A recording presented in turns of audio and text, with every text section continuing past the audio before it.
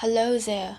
Today we would like to take you to imagine a scene where you are visiting an exhibition at Taipei Fine Art Museum. On the walls display various drawings and pieces of artworks. Suddenly, one painting catches your eyes. What is it? What does the painting look like? Who is the author? Who is the painter? Perhaps it's a postmodernism artwork because the painting is so abstract but colorful, along with elements you have a harder time understanding. Why is it this way? What are the messages behind these paintings? What the author wants to send through by using such artistic technique? When you are in awe to these pieces of art, we, Group 11, are another group of tourists walking through these artistic works. We are here to interpret the masterpieces displayed at the exhibition. This is just some simple flowers. It looks like a beautiful blue flower, but are there any blue flower in the world? Maybe they are blue flowers or maybe they are white flowers. The artist is trying to use blue to represent the shadow of the flower. Perhaps the artist wants to emphasize melancholy through the color blue. Oh, it looks so spicy. Let me think. Well, clearly, this is a chili paper and the middle part of it cracked, but I don't really see anything special. I think this chili is definitely representing woman's vagina. The opening looks just like labia. Yeah, I agree. The shape looks like vagina, and we can see the vulva. Whoa, this is so smart. Really? Yeah, I think this is a perfect painting depicting a situation that a person being eavesdropped or being spied on, because obviously there's eyes on the wall and there's ear on the wall, and if you look closely there's a dark shadow behind the door on the right. Oh my god, that person is definitely like spied on the guy in the middle. And because that guy is like his back is facing the ear and eye, so maybe that means he doesn't know he's being spied on. So yeah, I think this is a genius painting. Yeah, I agree. I suppose it satirizes the censorship system in our society where our privacy is terribly transparent despite being in somewhere we feel most comfortable with. Oh yeah, well said. This picture reminds me of a Chinese proverb which is 隔墙有耳. I think the whole picture gives people a sense of repression. It seems like the audience is like the man in this picture. We are under surveillance. But I suppose the person in this painting has an egocentric personality, because. Oh really? Yeah, I feel that this room seems to represent his inner world, and that is his eyes and his ears. They are all directed towards himself. Oh, I've never interpreted in that way. I think this one is really interesting. I feel like there is a deeper political meaning behind it. Maybe the other is trying to say something about what's happening in their country politically.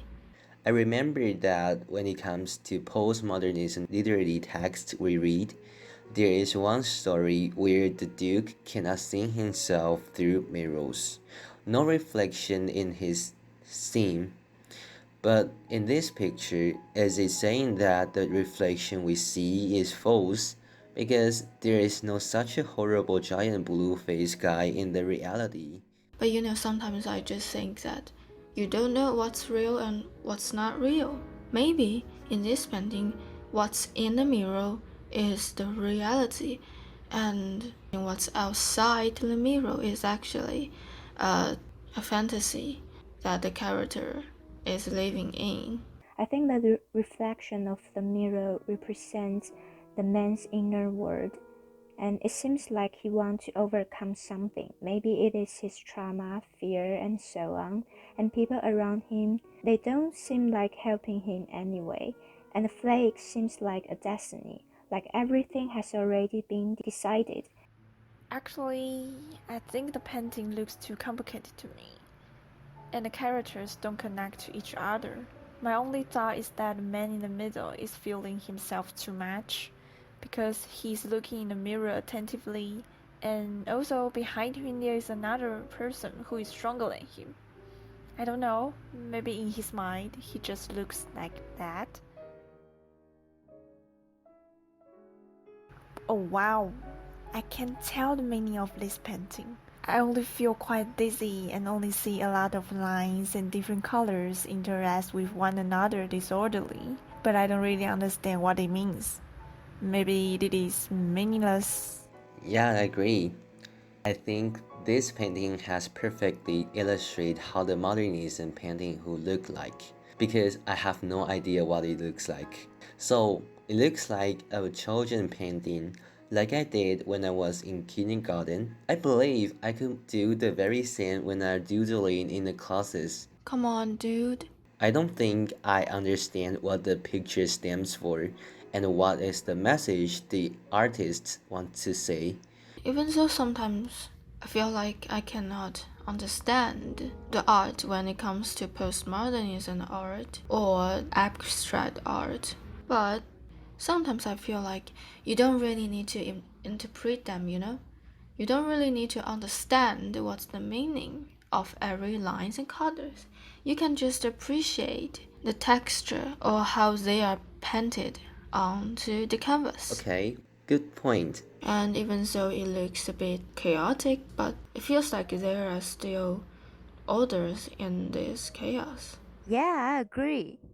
Those lines and colors, they conflict with one another, but somehow they strike a balance with each other. And in the middle of the picture, those colors and lines looks like a group of people hugging each other. Ew, What? it looks so terrible. May I skip this one? I feel a little uncomfortable seeing this. Well, yeah, it's a little bit overwhelming, yeah. But I think it's alright. I literally cannot understand the picture and the message behind the picture. And seeing this every more second makes me really nervous and anxious and uncomfortable. Okay. I wanna give up interpreting this work. You. But I don't know why my first thought is that this work wants to convey is the suffering of the indigenous people being suppressed under colonialism. Because you can see that the face at the top maybe represents the colonial invaders looking down upon the indigenous people. The person with a wild bird head in the middle, or the bird with human eyes, these are all symbolize the indigenous people who are dehumanized as animals and full of suffering because they look so sorrowful. But those animals' face look like a human's face. This confrontation inspired me to think a lot of things, such as human beings are also a part of nature. However, we keep considering us superior to the animal and trying to dominate them. Yeah, I agree with you. Humans are also a kind of animal, and human and animal are actually alike.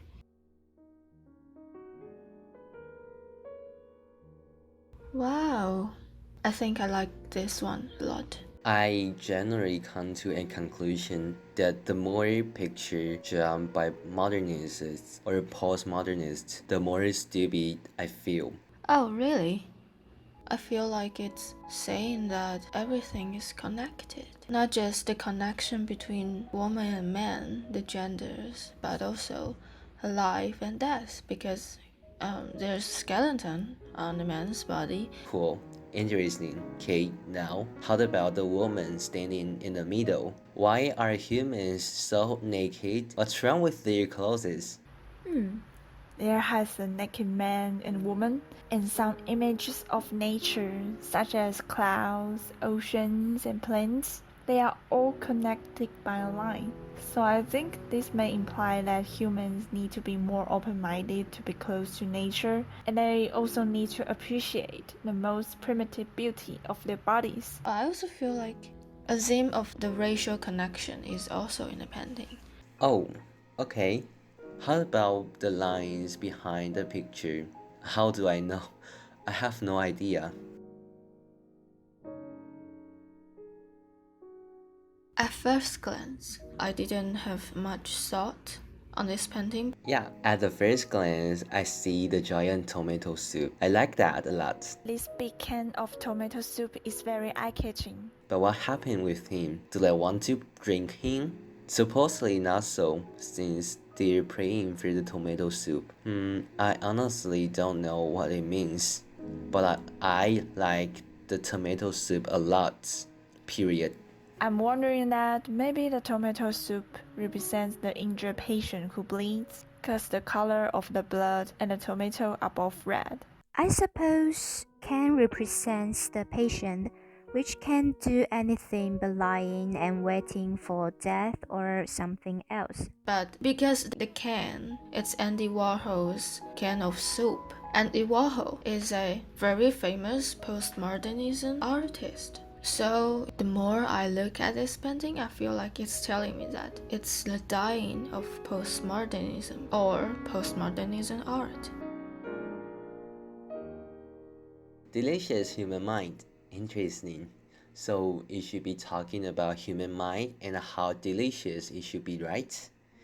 So the main focus should be the giant floating head in the universe. The astronauts on top of the big head should suggest he is now exploring the unknown, our human mind, right? Oh, really?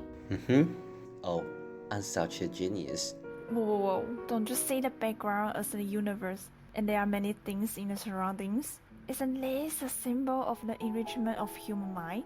Yeah, this picture contains a lot of elements. There are some ballet dancers and an astronaut, and I think the Beatles are also in this picture. It combines science, music, and art. I think it represents the diversity of the world, and we should respect and embrace each other. And those mouths represent everyone has the right to speak out.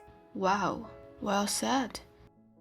But actually, guys, I'm the creator of this painting. Really? Yeah, I'm the author of this painting. I created this artwork about 1.5 years ago. And you know what? Actually, at that time, I didn't really think that much when I was creating this painting. What? All I thought about was just I trying to create something weird because I just want to explore and express my true weirdness. So it doesn't really have that many meanings behind each object in a painting. Wow, seriously? So we are just a bunch of idiots trying to interpret your work? No, no, come on. I'm happy to hear all of your interpretation. But I just want to reveal a bit what I was thinking when I created this. Wait. So, you are the author? Yeah. Then, why are you here? Yeah, why are you here? What? What do you mean? I'm just here to explain You my... shouldn't be here. Yeah, you shouldn't be here. What? Why? What are you talking about? Don't you understand? You are the author. You should be dead.